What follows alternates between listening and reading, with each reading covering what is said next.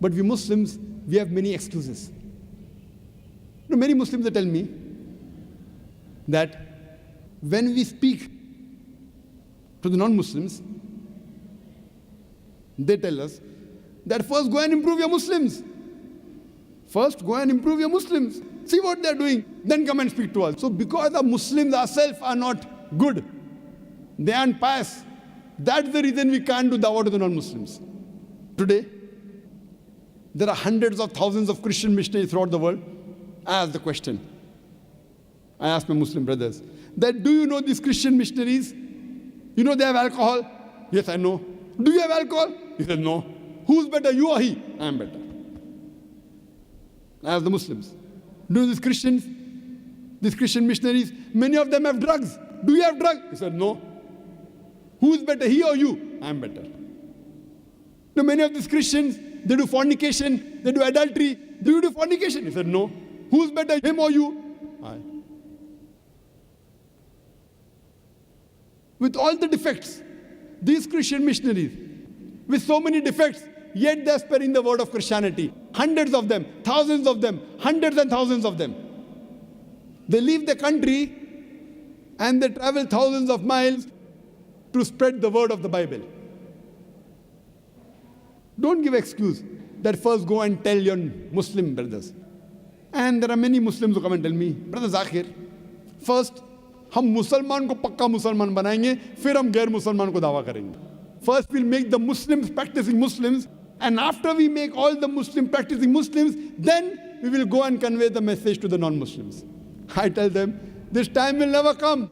Our beloved Prophet Muhammad sallallahu alaihi wasallam, he himself could not convince his own relatives. Do you think you're better than the Prophet? Our Prophet, he could not convince his own uncle. Do you think you're better than the Prophet? It's mentioned in Sahih Bukhari, in the book of Salah, volume number 1, but the Prophet says that in Medina, there were Muslims who did not come to the mosque for the compulsory Salah. Talking about Jummah Salah. The Prophet says he felt like burning their homes. That means in Medina, there were Muslims who were not good practicing Muslims. Yet the Prophet, he sent messengers, he sent messages to the king of Yemen, to the king of Persia.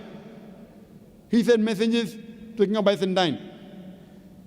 He did not say, first I'll make all the Muslims 100% practicing Muslims and then I'll convey the message to the non-Muslims.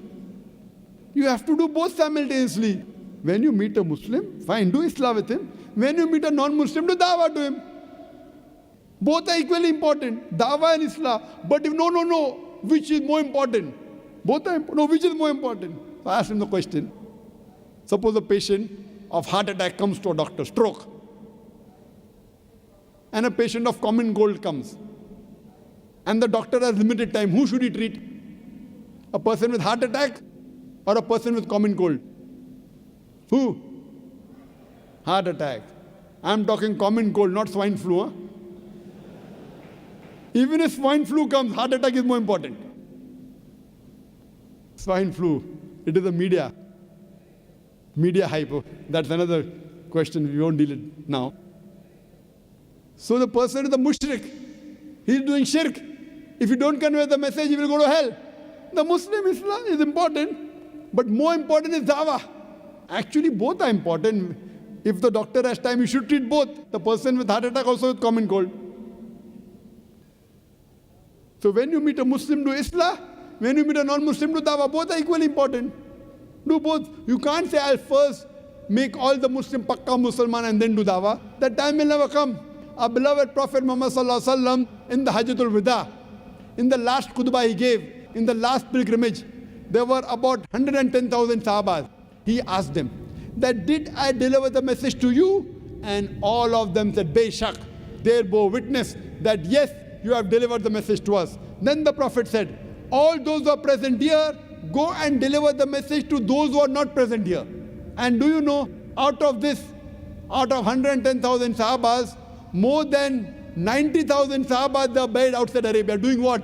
Making Musalman Pakka Musalman, making a Muslim more pious Muslim. They were buried outside Arabia doing dawah to the non-Muslims.